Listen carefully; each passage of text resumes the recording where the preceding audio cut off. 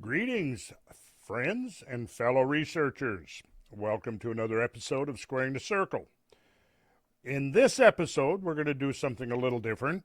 We are going to comment on questions and comments. We will comment on comments, and we will address a few questions that have come in.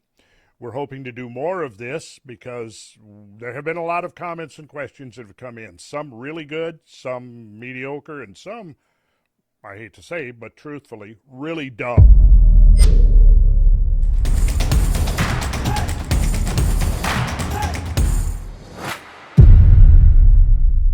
We're not going to probably spend too much time on the dumb comments because there are plenty of relatively intelligent comments upon which we can comment.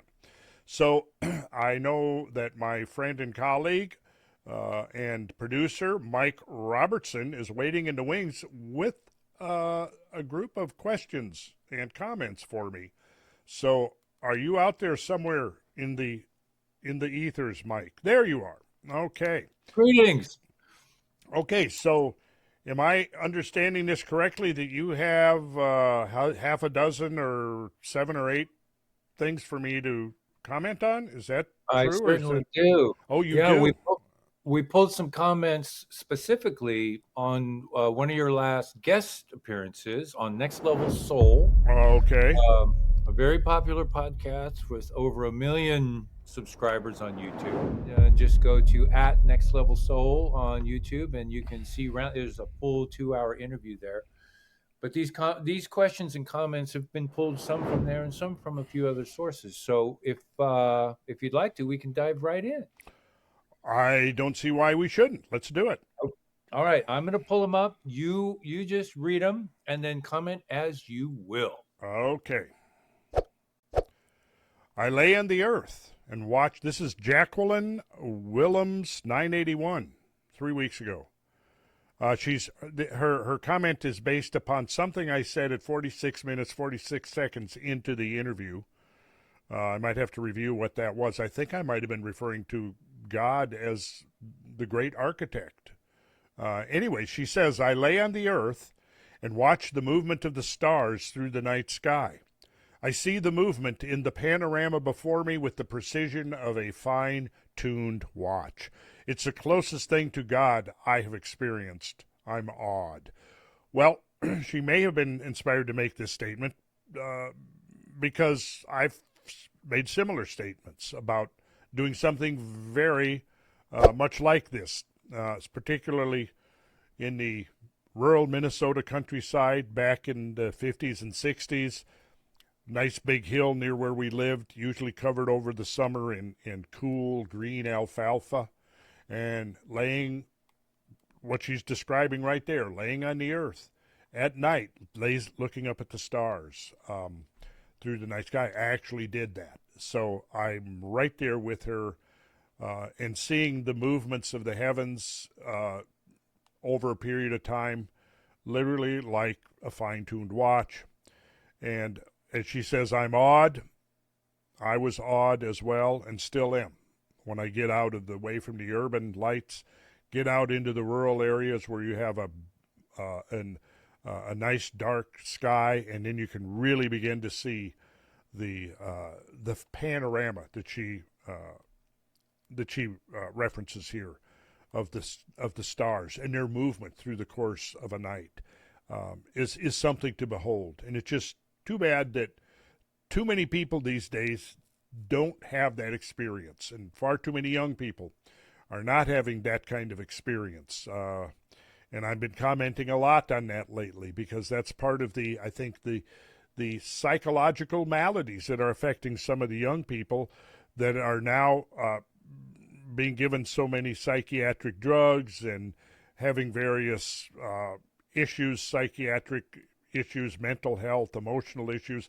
And I think that at least one factor in that proliferation of mental maladies that seems to be affecting the younger generation is that they have not been exposed enough to things like what we're talking about right here. They have not have the roots in deep nature. And because of that, they're essentially cut off from reality, because nature is the substratum of all of reality, not just the physical reality, but the mental, psychological, and emotional, and even spiritual realities that lead us to fulfillment in this life.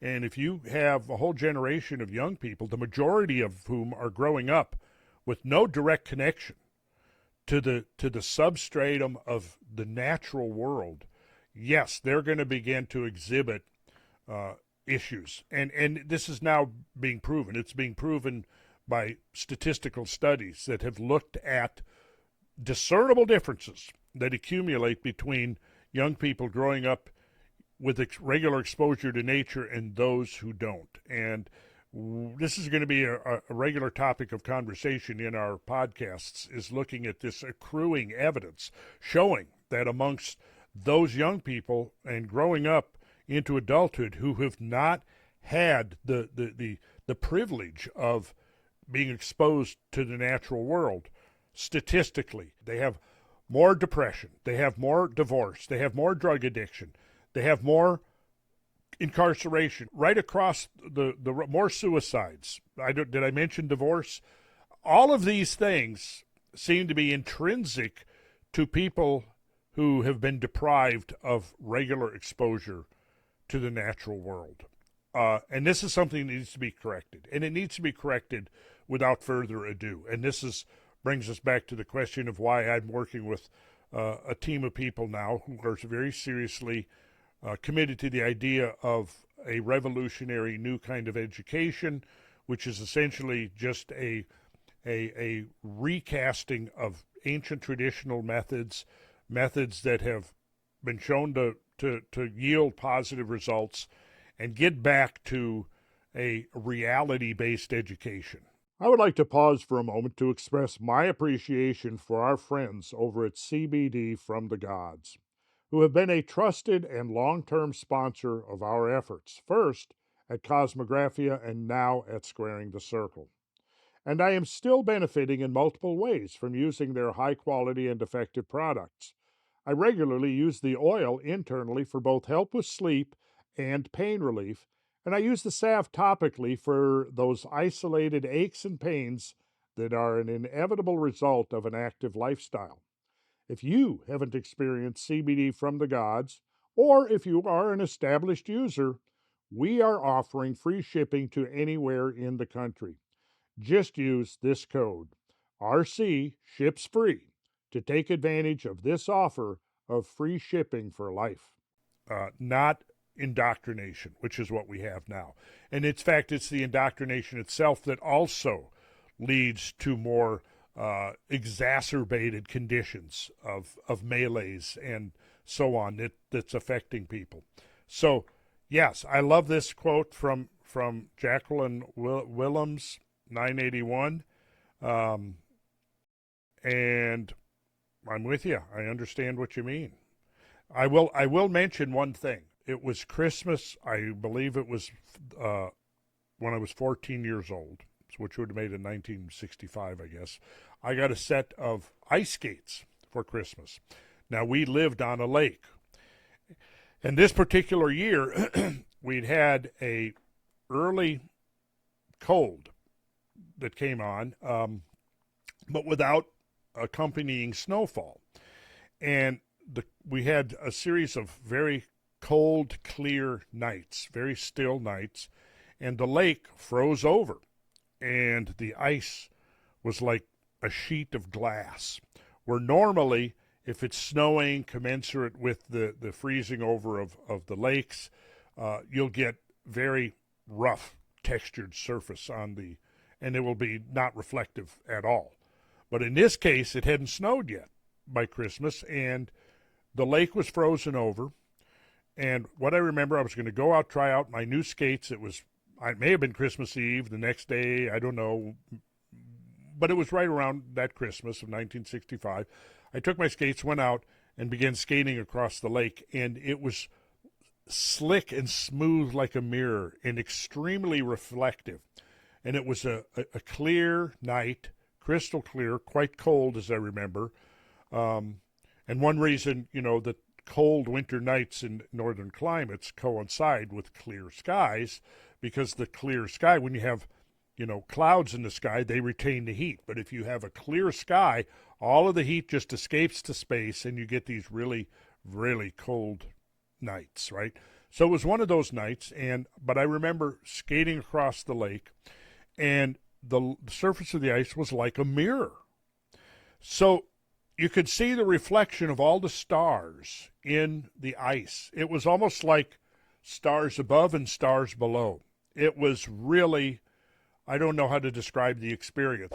I almost had the sense that I was gliding through space, right, with stars above and below me, right? And I was the only one out on the lake, the cold lake, probably 10 or 11 o'clock at night, just skating silently across and just being overwhelmed by the brilliance of the stars, and then how they were reflected in the ice, this dark, highly reflective mirror-like ice. And again, that's the kind of thing that you're typically not going to experience growing up in the city. It's the kind of thing that, seems to be reserved for a certain kind of an environment. And I really cherish the memory of that particular outing, that event. I'm going to suggest anybody out there that has skills in animation, 3D, graphic design, AI, etc. Hey, if you want to give it a go and create a nice scene of what Randall just described, please send it to us, because that would be fascinating. And if we do get some entries, we'll share them. Oh, well, there you go, Mike. Shall we go to the next one? Let's do. All right, here we go. Would there have been a Straits of Gibraltar at the end of the Younger Dryas? I've always speculated that prior to meltwater pulse 1b, which occurred about 11,600 years ago, the Mediterranean was a smaller inland lake/sea with several communities along its shore. That part seems pretty clear, but there would have been no ocean access whatsoever. I think that spot was overwhelmed and collapsed under the weight of rising sea levels, and salt water flooded into the Mediterranean Valley. Well, if I pulled up Google Earth and we looked at the depth of the zone between the pillars there.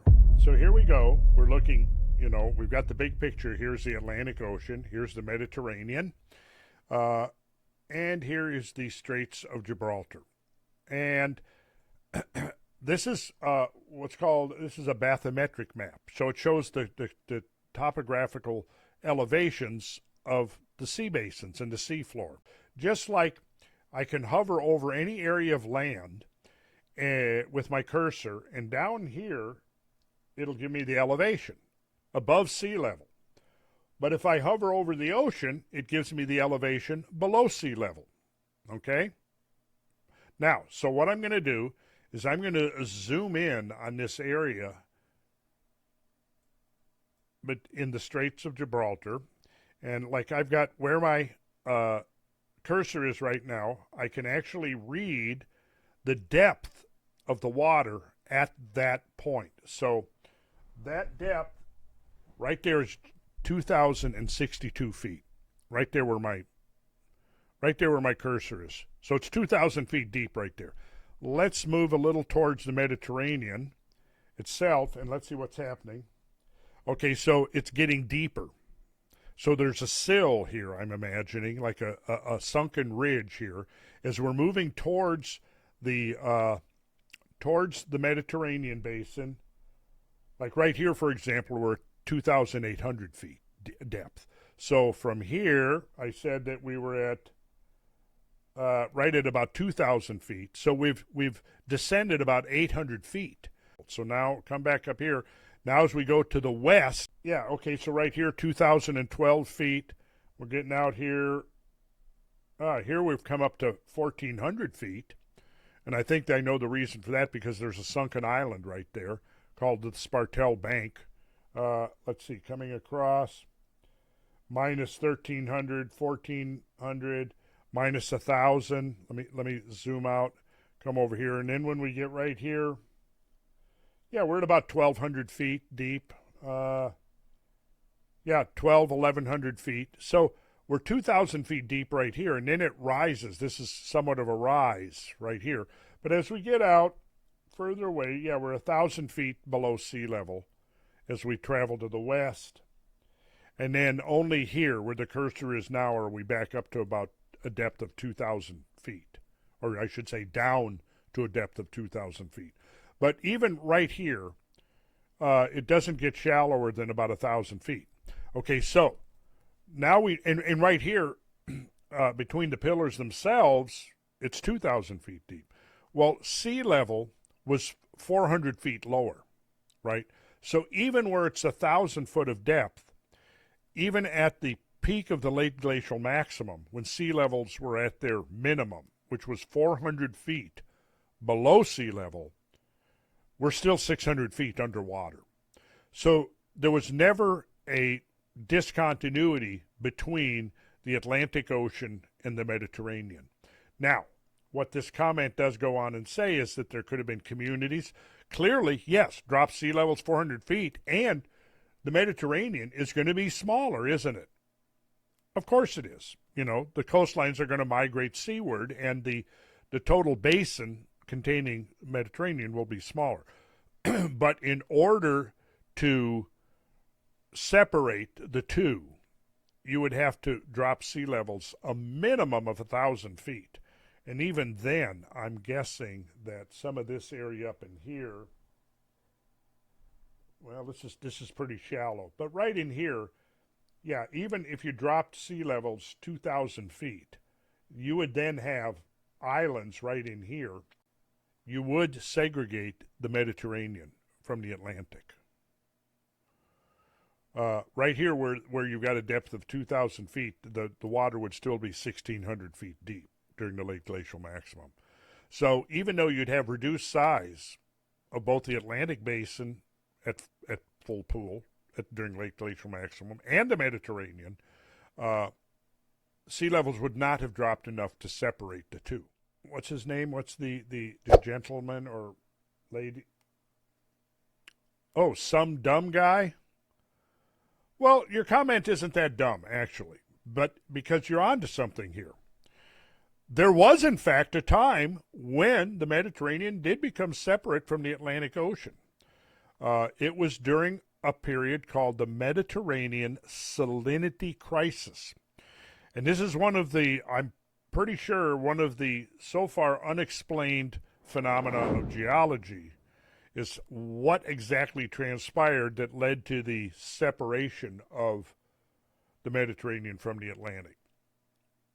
Was there a ridge? Was there a higher sill connecting the two? That's what I would guess. But there was an earlier period where they were connected. So I have not studied into that particular episode enough to sit here and talk authoritatively on it, so I'm not going to do that. But at the end of the Messinian salinity crisis, whatever formed the dam separating the Atlantic Ocean from the more or less dried up Mediterranean basin, that dam burst, and you had this gigantic rush of water pouring through that was called the Zanclean Flood. And if you look up the Zanclean Flood online, you can get the background. There's, I think the Wikipedia entry is more or less accurate from what I know. The Zanclean megaflood, it occurred about 5.33 million or 5,330,000 years ago, refilling the Mediterranean Sea after a long period of desiccation known as the Messinian Salinity Crisis. This event dramatically reshaped the region and marked the beginning of the Zanclean Age in the geological time scale. So, very interesting. His timing of the thing was way off, but the basic model, yeah. It says here, going on, causes of the mega flood. Here we go. Tectonic activity. Could have been that the flood was triggered by the opening of the Strait of Gibraltar. Perhaps whatever it was that maintained the closure. That part of the world is seismically active in there. It could have been a great earthquake that initially triggered the breakout. Goes on to say tectonic subsidence in the region may have lowered the sill, allowing water from the Atlantic to flow into the Mediterranean. The second possibility or causes would be erosion and water flow. A stream flowing into the Mediterranean likely eroded the land, creating a channel that connected to the Atlantic. And the floodwaters surged into the Mediterranean at incredible speeds, estimated at about 32 meters per second, or about 72 miles per hour. Now, this to me is the really hard part to wrap your head around. The flood had discharge rates of between 68 and 100 million cubic meters per second. That's incredible. It filled the Mediterranean Sea at a rate of up to 10 meters or nearly 33 feet every day. So imagine whatever. Now, this was not going to be modern humans at 5.33 million years ago. There would have been hominins, I would guess. It's not unlikely that hominins were living along, and even living in fauna of all kind, even hominids, occupying the desiccated basin of the Mediterranean. And when the flood came at nearly 10 meters per day, you're going to have a hard time getting out of the way of that. Because you figure, if it's right? Think about this. If it's rising 30 feet in a day, then how much is it expanding laterally? Probably even miles in places in a day. And so, yeah, probably a lot of the dominant flora and fauna would have been totally drowned and never made it out of there in time. It said that, this goes on, the environmental impact, that the flood transformed the Mediterranean basin, replacing salt flats with deep sea deposits. It significantly altered the region's biodiversity, with many species, here we go, many species unable to survive the drastic changes. And I have commented several times recently with regards to the history of Egypt and questions about what may or may not underlie the pyramids, is the potential for huge eroded karst-like, cave-like phenomena in the limestone terrain of the bedrock of the Giza Plateau. And I've also mentioned the fact that the Nile River Valley itself, right there immediately east of the Giza Plateau, is right there over 8,000 feet deep. Now, I say that is the channel, the bedrock channel. Of course, it's filled almost to the brim with sediment. But that downcutting, the incision of that channel, that incredible canyon that you would have if you cleaned out the accumulation of 5 million years of sediment, you would have a canyon that's at least 1,000 feet deeper than the Grand Canyon, right there next to the Giza Plateau. Now, most of that downcutting occurred during the Messinian salinity crisis, when at one point you probably had an incredible waterfall, incredible rapids, and the downcutting reaches from the delta there north of Giza, where the Nile River discharges into the Mediterranean at present, all the way back to Aswan. And that's where the downcutting began. So if people are interested, look it up, do some research. It's extremely interesting. As it says here, the significance of the Zanclean megaflood is that it's considered the largest flood in Earth's history. So this comment is interesting. He actually kind of invoked a scenario that really did happen. Except it didn't happen during the Younger Dryas. It didn't happen during the time of modern humans.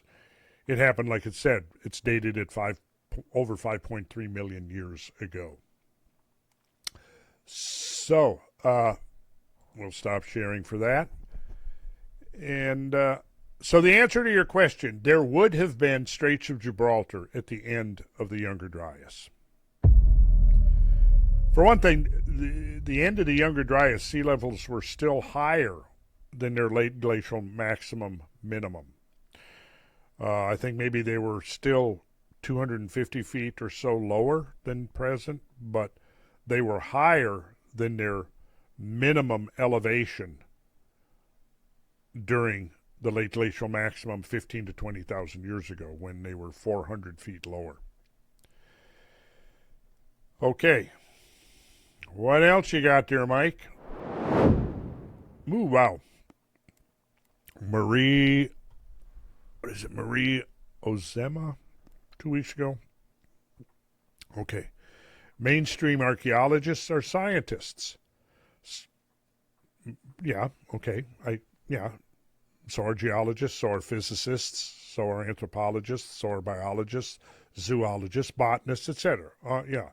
There's many branches of science, right?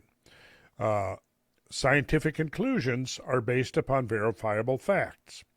Okay, so far so good. If a scientist states publicly a conclusion, he or she must be able to back up the statement with material proof.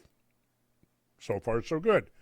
With that conclusion standing until another bit of evidence disproves it or expands on it. Okay, now here's where we start getting a little dicey, in my opinion. Knowledge of the past continues to expand through the science of archaeology in tandem with all the disciplines of anthropology. While I would also say the disciplines of geology, of genetics, of study of human migratory patterns, which I guess would come under the heading of anthropology, but everything that affects history of humans on this planet.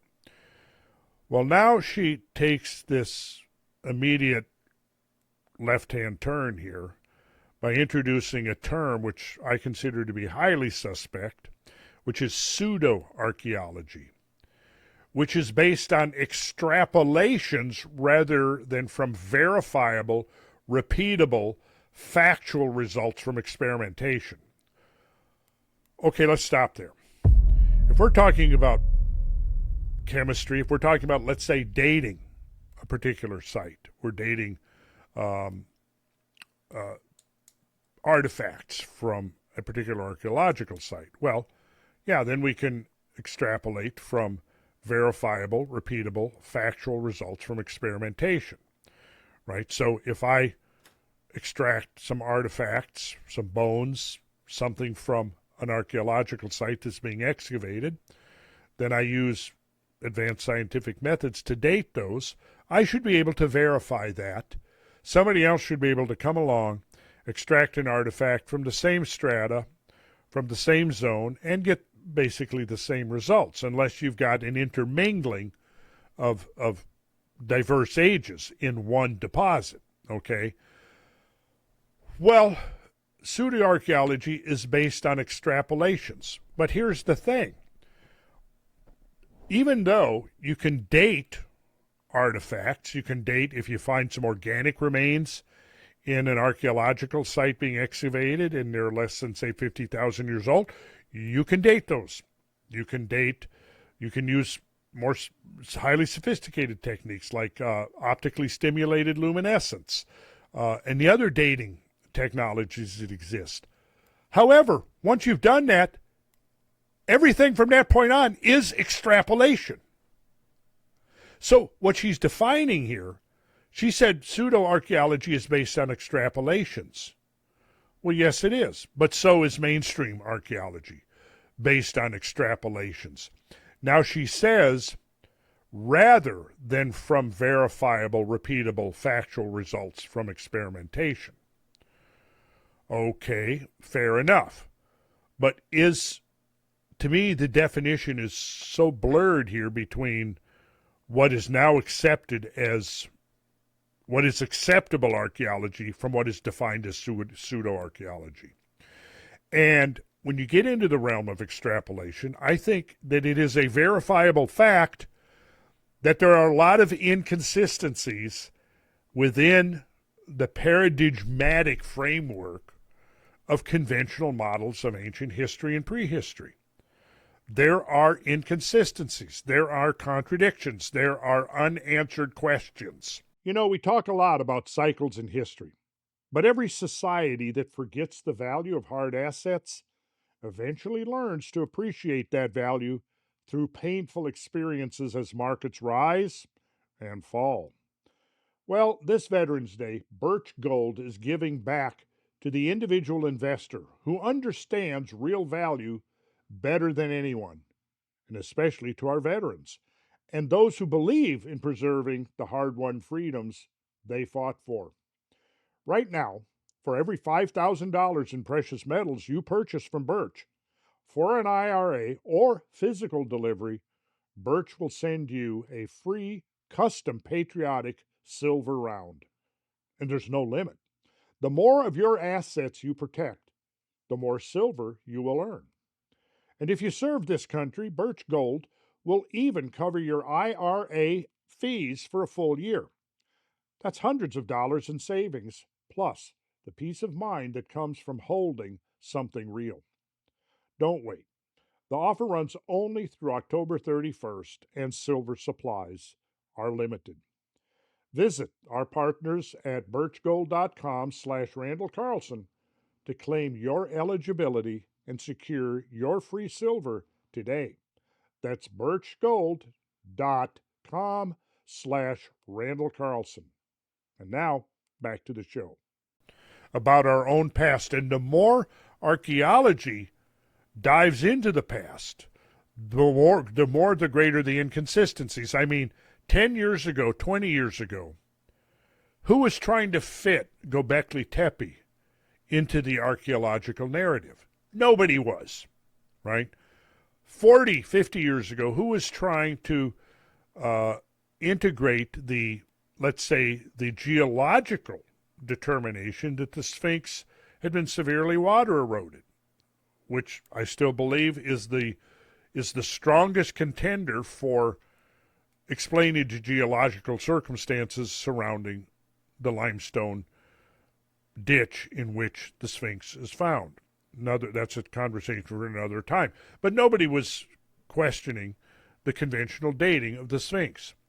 Now, whatever the final studies turn out to be, there are legitimate questions about the dating of the Sphinx.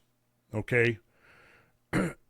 When addressing those questions, what have you got short of extrapolation? You have to extrapolate.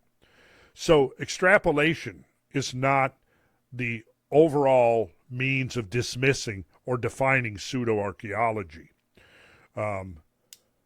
Because I think that there's a lot of archaeology that, again, is interpretive. And I think most archaeologists would agree with that. I have been out in the field with numerous archaeologists. I have, in these travels, visited quite a number of archaeological digs. I've read a lot about archaeology in the various sites, and I can say this as a fact.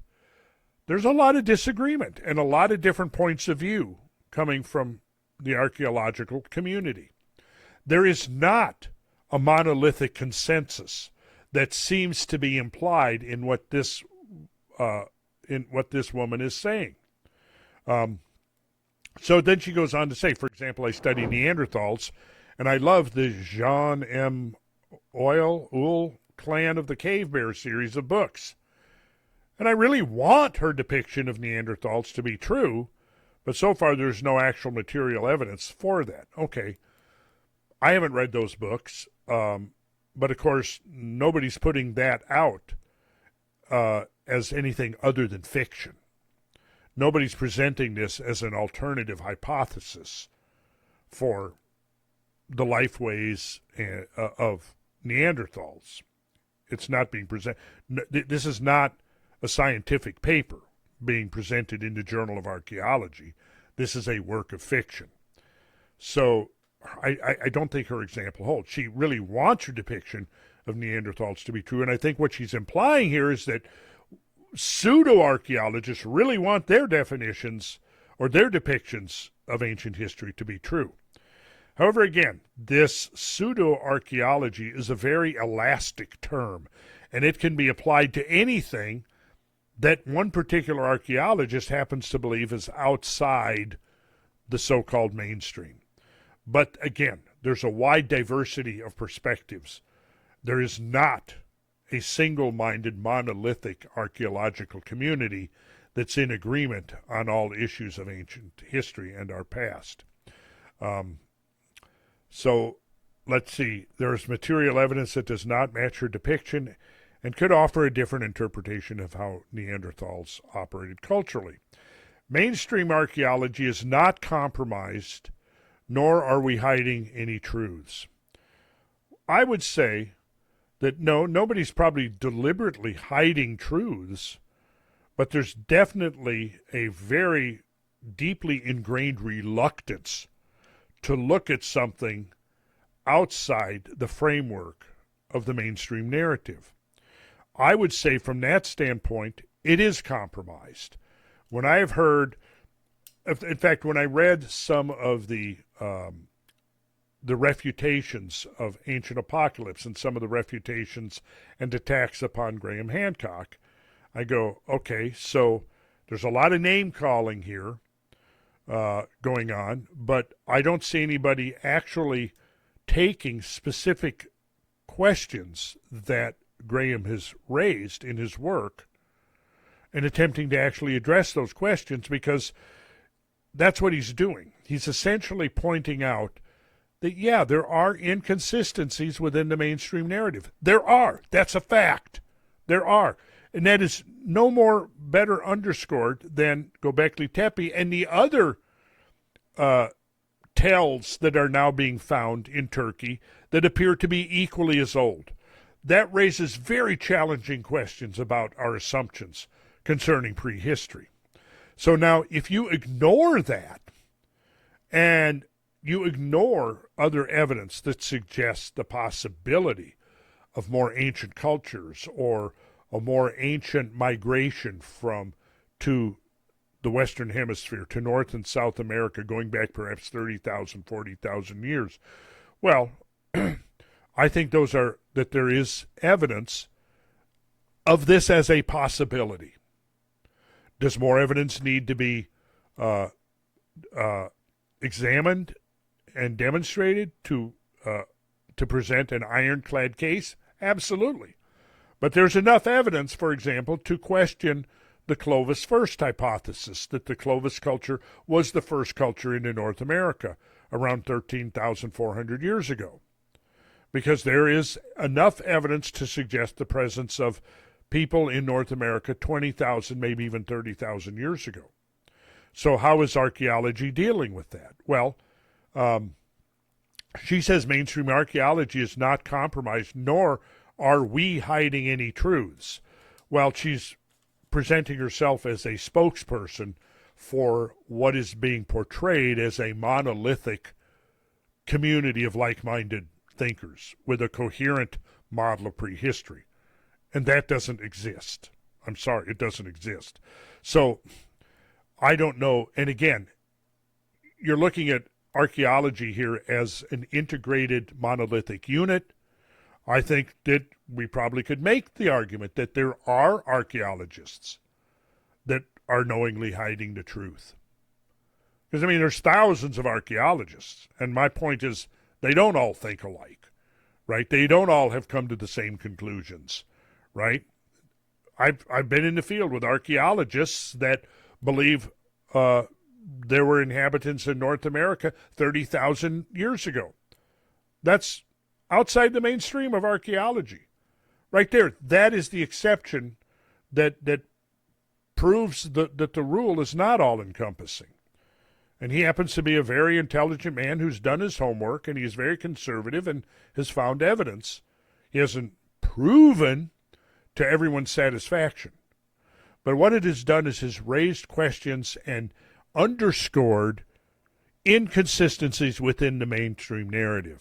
Now, all too often, and I see this applied to Graham Hancock, his questioning of the mainstream narrative, his pointing out inconsistencies over thoroughly documented sources through countless interviews, through hundreds of thousands of miles, literally, of world travel investigating sites for himself, and to have his 35 years of in-depth research just being dismissed with a wave of hand and being called pseudo-archaeology, well, to me, the ones doing that are, in fact, guilty of being compromised. I would go so far as to say that, yes. She then says we cannot make statements about how history was unless they are based on material evidence. This is true, right? So we have material evidence. We have material evidence at the Topper site out on the Savannah River. We have material evidence in Turkey. We have material evidence now showing up in many places all over the world. Marine archaeology is just in its earliest infancy.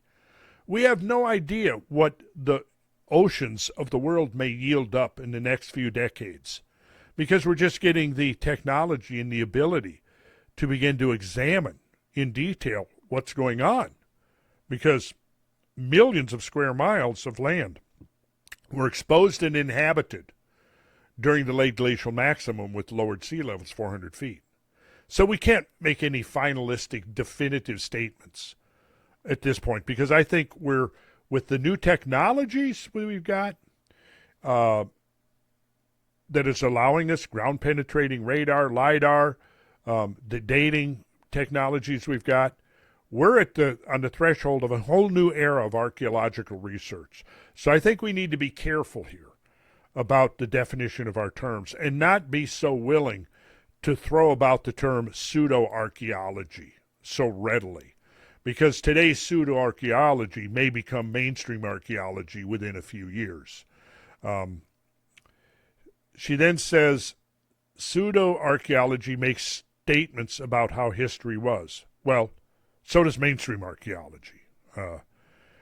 As interesting and entirely possible as some of these theories are, the conclusion does not allow for other interpretations. No? So what are you saying here? And again, I'm going to hold up Graham Hancock as the prime example. First of all, they constantly, the critics of pseudo-archaeology, in reference to Graham, continuously make reference to his theories. Well, any good scientists know what a theory is. Graham Hancock is not presenting theories. He's presenting hypotheses that need to be tested and investigated further. He is asking questions, which is absolutely legitimate within scientific inquiry. He is not presenting a theory. Okay, let's be clear on that. If you don't know the difference between a theory and a hypothesis, you better go back and brush up on your Science 101, okay? But it's interesting and entirely possible, so she's admitting that, as some of these theories are, the conclusion does not allow for other interpretations. Well, I don't see how that is, because Graham Hancock is saying there probably are other interpretations. Here's one possibility, but he certainly claims to have no monopoly on the explanation for our archaic past and the things that are not being explored or recognized by mainstream archaeology. He's not doing that. So I don't see where she comes up that the conclusion does not allow for other interpretations.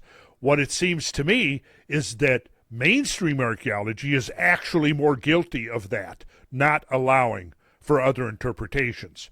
Because to say that there may have been sophisticated civilizations in the prehistoric past, without necessarily defining what we actually mean by sophisticated, not necessarily meaning that we, have high-speed blenders and cars and rocket ships, right?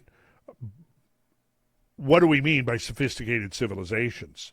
Okay, but it seems to me that when an alternate researcher says there are inconsistencies, we have to look at other interpretations, which encompass the possibility that there have been advanced cultures, and again, we have to define what we mean by advanced, but advanced cultures that maybe didn't look anything like our own, but that existed in prehistory.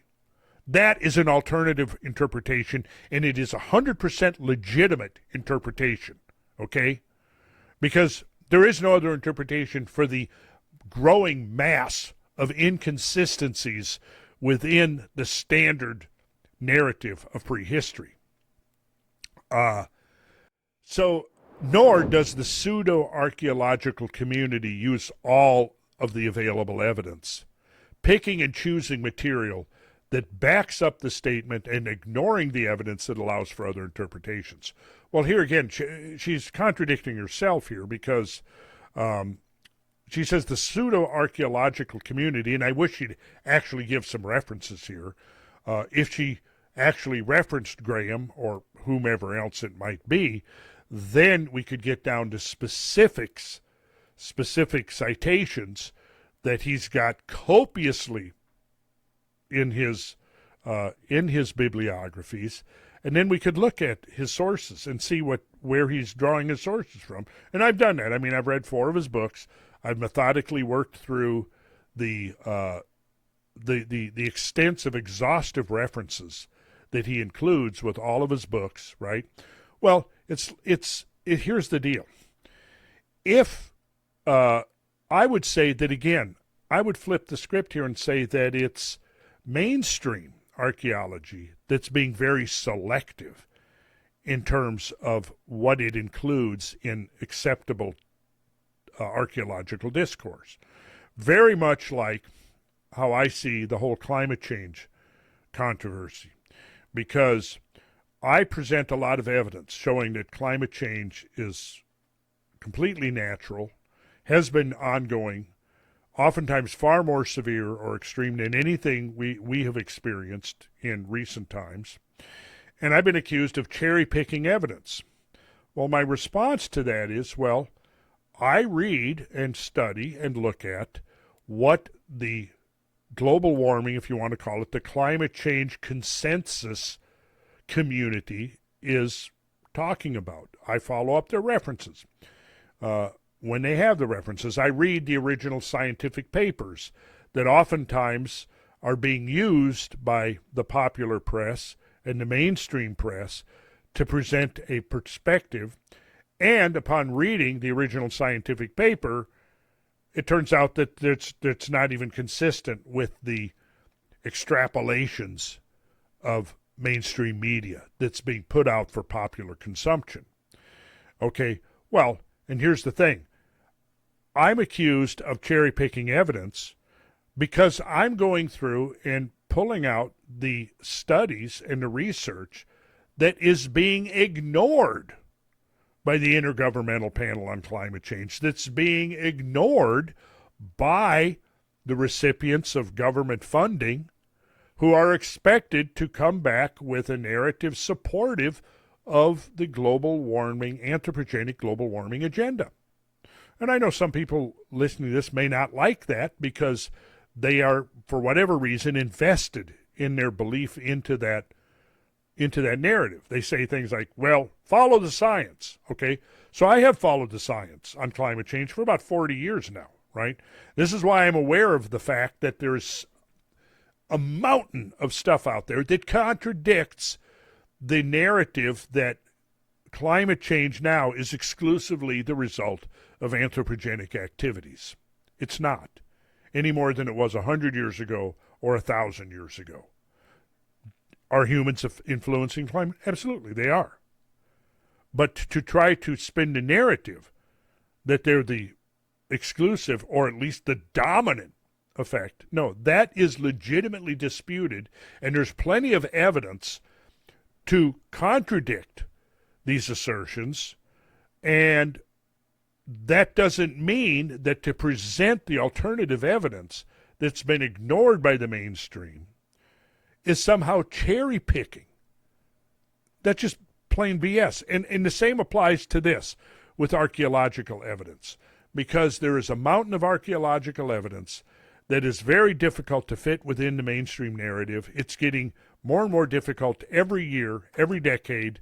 Graham Hancock is a brilliant researcher and journalist who has been on the trail of tracking this for decades. And I find this summary dismissal of his work and name-calling, pseudoscience, and white supremacist advocate, and that to me is clear evidence that at least some faction of the entrenched archaeological community is in fact compromised. So what does she finally say here? Picking and choosing material that backs up the statement or ignoring the evidence that allows for other interpretations. Well, isn't that exactly what mainstream is doing? Ignoring evidence that allows for what's the mainstream interpretation?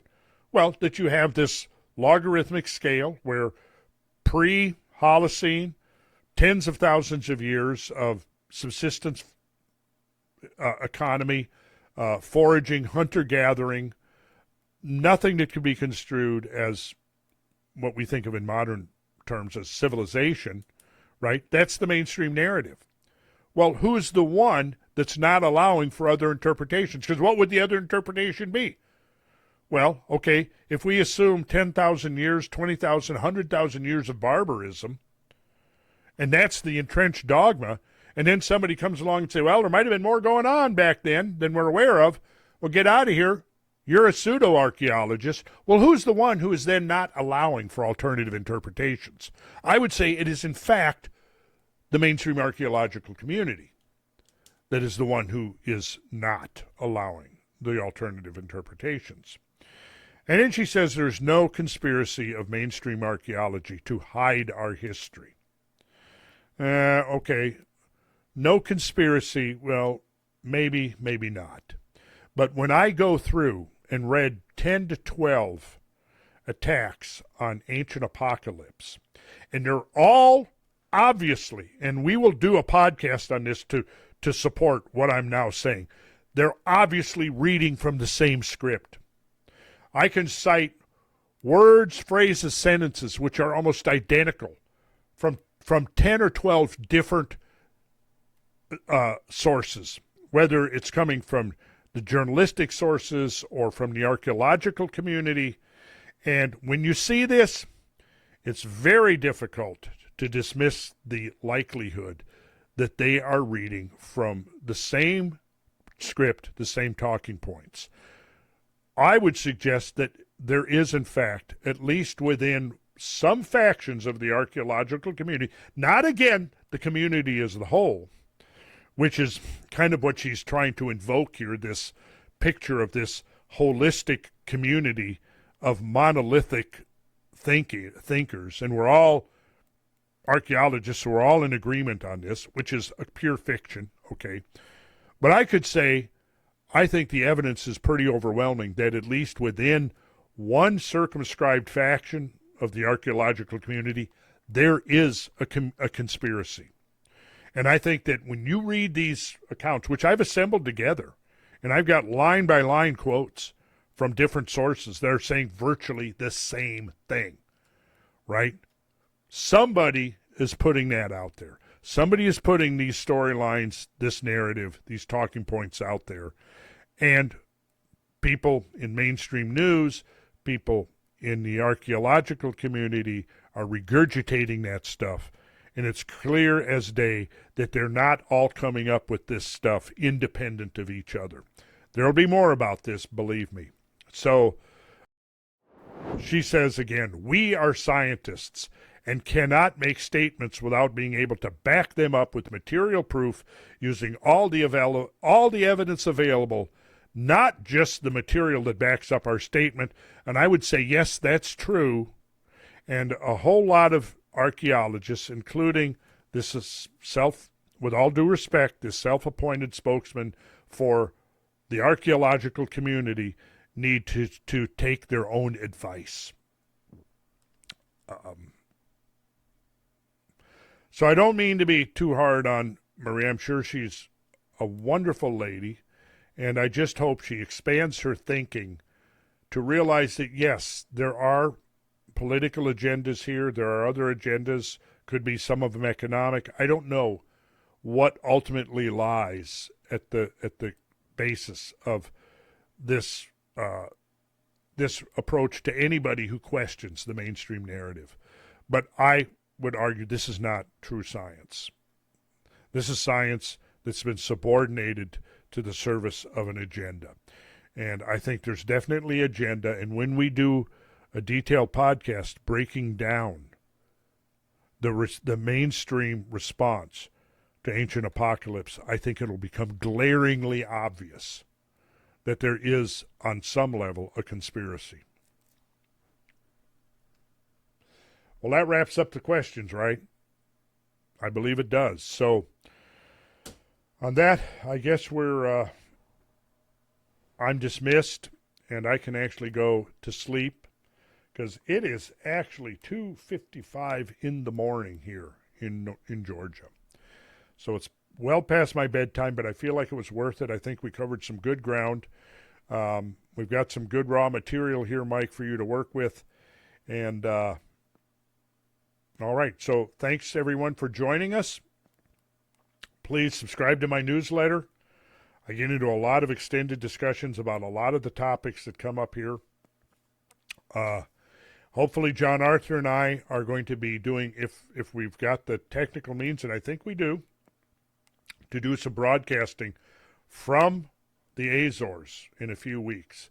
And let's see what, hopefully we'll discover some things. We are going to meet with some interesting archaeologists, speaking of which, that have been involved in some excavations and digs on the islands themselves, and I can't wait to see what we learn from that.